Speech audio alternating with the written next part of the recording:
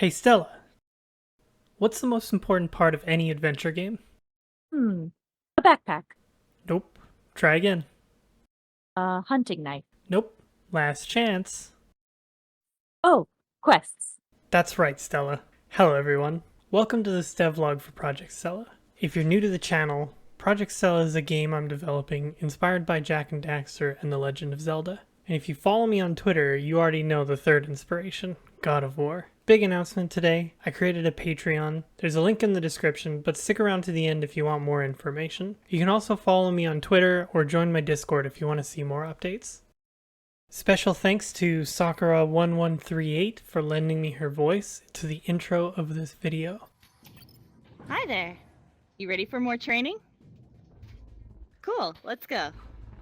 You may recognize her as the Echo unit that sings the Super Trooper song at the end of my videos, and also we recorded a couple tutorials in 2017 or 2018 for Echo Arena, which is now a defunct game, sadly. Anyways, thank you for putting up with my atrocious acting. The intro for this video is a proof of concept for one of the bigger goals I have for this game, which is to have animated cutscenes. This is probably going to be one of the first things to go if it's too far out of the scope of what I'm capable of doing, but I also think that's what makes it worth exploring more thoroughly. From the start, I've intended on including animated cutscenes in my game. The earliest of Stella's rigs included a face rig with shape keys, but animating a test cutscene is something that I have been putting off for quite a while. That is, until I was faced with something I didn't expect. Stella's rig was not working correctly inside of Unity. None of the blend shapes that I had set up on her body were being saved into the animations. All of the shape keys were being driven by bones, and when Blender exports the animations, it doesn't export the shape key values alongside the animations unless they're keyframed. To clarify, a shape key is a morph target, where you use a slider to blend into that shape. You can also layer blend shapes on one another in order to create more complex shapes. But the problem still remained. It was most noticeable on the knees and where the leg meets the torso. So I decided to delete all of the shape keys on the body and re-rig Stella with corrective bones. This solved the problem for the body, but the face would still need to be resolved. And since I would rather not have a bone-driven face rig, I'm left to search for alternatives. At the moment I have a few options to test out, but with all of the body deformations resolved, I felt an itch to do some proper character animation. And so, I reached out to a voice actress named Morgan, who allowed me to use this clip for her demo reel to animate Stella. How could I be so stupid to forget my potions? Maybe something here will help. This'll do the trick. Okay, off to the wondrous woods I go. Another special thanks to Morgan. A lot of thanks to go around, I guess. There's a link to her portfolio in the description of the video. I also really like her for the voice of Stella. This was my first try at lip sync animations, and also a very important test for my game. So let's talk about what I've learned. Well, I learned that animating would be harder than I expected. It's one thing to animate a quick 1-second animation for a character controller, but animating a continuous dialogue scene requires a lot more thought, and I don't think I fully understand it. I also found out that it's a lot easier than I expected in other ways. Let me explain. As I've stated many times before, one of my biggest inspirations is Jak and Daxter. That game is the main reason why I want to include animated cutscenes in the first place. So after my first animation, I played through Jak and Daxter again for the first time in 2 days, but this time I made sure to record gameplay and not skip any cutscenes. During my playthrough, I noticed that there were two basic forms of cutscenes. One is a story cutscene, which tends to last quite a bit. We're talking a 3 to 5 minute short film that moves the story forward. There's a ton of character animations in these, and I can see this taking one animator quite a while to complete. It seems like the type of thing that would take a couple months to do, and I honestly don't even know if I'm right about that. The other is a simple quest dialogue cutscene. These play when you speak to a villager. They usually highlight something the villager needs help with, while also telling the player who these characters are. Most of these characters are throwaways who only get one quest, but the effort it took to make each one interesting and memorable shows. Jak and Daxter is still one of the best games ever for that very reason. These seem to last around a minute, and they also include cutaways to show the player the objective of the quest. Another thing is that despite Daxter sometimes being very animated in these scenes, Have you tried attacking him with your melodrama? Cause it's killing me! There's usually only one character on camera at a time, and if there are more, they're mostly just standing around and listening. I think there are a couple of strategies that I could use to make the whole process smoother. Be warned, what I'm about to say is very obvious. Number one, when it comes time to actually animate a proper cutscene, I need to plan more effectively. While I was working on the intro to this video, I had more recorded and partially animated, but I decided to cut out the ending. Oh, quests. That's right, you win! What do I win? You win a car! You've got 5 seconds to get the fuck out of my face. I'm very happy with everything after Stella jumps down off of the barrel. I don't think it's her. I think it would have helped to storyboard it beforehand, to see if it fits with my idea of who Stella is. I've included a lot of imagery of Stella being angry, and while I do want her to be somewhat defiant and a bit of an asshole, at least at the beginning of the game, it's just way too much for her to be threatening violence in the way she does in this clip. Second, I don't think these cutscenes need to be finished for a while. The process is best when you iterate and plan, like I mentioned earlier. So it would make sense to have some scenes blocked out that I can iterate upon, in the same way as my game animations. I think this will at least give me a baseline for what I have, what I may need to change, and what might need to be cut. And it won't matter as much since it's a blockout. They can stay that way until it comes time to finish the game and animate everything. Third, I need to make sure I have a good asset library in Blender, making sure it's easy to import all of my characters' rigs with various poses for the face, body, and hands. I'm also including models in this, but that's just for easy access and it's not related to animation.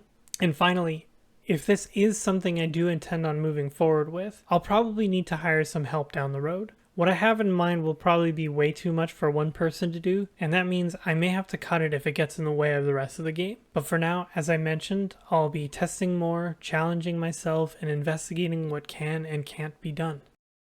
Alright, I'm honestly not sure how to follow that introduction with the rest of the progress I've made since my last video, but here it goes. One of the main criticisms I've received is that Stella's run looks too slow, so I decided that it was time to give her a speed boost. Not a big one. She went from a run speed of 4 meters per second to 4.5 meters per second. At least that's what I think it is. In order to accommodate the new run speed, I decided to try my hand at another run animation. I'm actually really happy with this new run animation. I think it's exactly as bouncy as it needs to be for this type of platformer. I also added 2 very simple animations that handle stopping and bumping into walls. As I mentioned in the last video, I modeled 2 new armor sets. The texturing is done on both. For the leather armor set, I opted for a striped look. I also included some studs along the armor and remodeled the knuckles of the gloves. I made sure to paint quite a bit of front lighting on this armor set, and it's something that I think I'm going to have to include on most of my models now. I really like the way it looks. I finished modeling the iron armor set, and I also did a lot of texturing for it. I chose a mix of blue gambeson material with some kind of iron metal. What's fun about the gambeson material is that I use a technique for creating fishnets in order to get a base shape for the diamonds. The iron part has a noise texture, and I included a scratch on one of the pauldrons. I may still make some modifications to this set though. The area between the chest plate and her boots are a little bare, but I'm not sure if that's a good or bad thing, so I'm gonna sit on it for now and figure it out later. Let me know what you think in the comments. The last thing I added were some fingerless leather gloves to Stella's main outfit. That's it, just some fingerless leather gloves. They look really cool, I like them, that's it. I added a new set of triggers. I use the doors to test the triggers, but almost anything can be triggered as long as they're subscribed to the correct events. The first 2 are receptacles that accept 1 item each as a key. In this case, I also linked them up to another trigger that keeps track of multiple triggers, which then triggers the door. These receptacles will reject items that aren't specified to be used with them. Beside it, I have another receptacle that can accept any item, but it'll only work if the correct item is placed. I plan on using this one for puzzles that will require the player to engage a bit more. The item can be removed from both of these receptacles. I'm not sure why it would matter for the first receptacle, but I like the idea of allowing the player to make that decision, even if it's not something that they should be doing. Next, I have a receptacle I'm calling a Dropbox. The idea is that an item is placed, but it can't be removed. This one also takes a single item and will reject incorrect items. The last receptacle is one I really like. This is the item swap receptacle. The idea being that when you place an item, it doesn't just show up in the world, it also allows the player to interact with it after they have fixed whatever item is swapped. Every platformer needs good moving platformers, and in order to create mine, I decided to use Unity's spline tools to help me get there. I use the animate component to control it through a custom script in order to get the effects I need. Though, one issue I found is that if you allow the spline animate component to get to the beginning of a spline, it tends to glitch out. So the solution was to make sure that when animating, the platform's position along the spline never reaches 0. Stella is parented to the platforms while she's standing on them. She can also grab the ledge of a platform, which was a bigger headache than it needed to be, but it functions. I have a variety of moving platforms now, some that cycle, some that are triggered by standing on them, some that are triggered by hitting a switch, and some that simply move around or back and forth. And finally, the questing system. This is the biggest thing I've completed since I started the whole project. I want to use it as a means of guiding the player through the story and through the world. I built the system by Frankensteining ideas from YouTube videos I watched, and I'm very happy with the results, but I am keen on hearing what people think. First, we have the quest script and the quest manager script. The quest manager keeps track of all the quests in the game and their current completion state. The quest script holds all of the data relevant to the quest. It has a name, a description, and a status.